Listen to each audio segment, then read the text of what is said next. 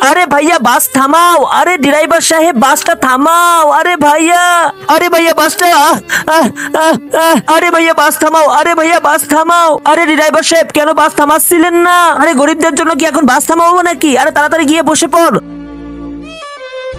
চলো ভাই, রামপুরে এসে গিয়েছি, তাড়াতাড়ি নেমে যাও। মাকে আমি জানিয়ে দিই যে আমি শহরে পৌঁছে গিয়েছি।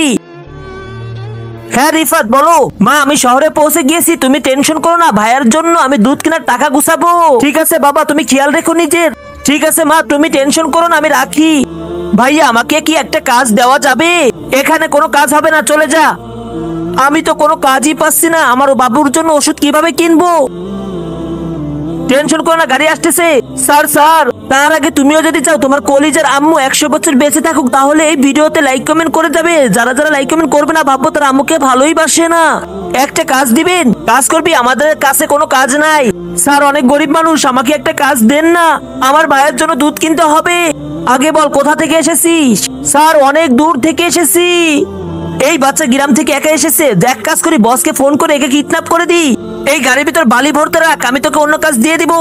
তারপরে যেটা হয় দেখলে তুমিও অবাক হয়ে যাবে, কিন্তু দেখার আগে কমেন্টে এক্ষুনি পার্ট 2 লিখে সার্চ দাও।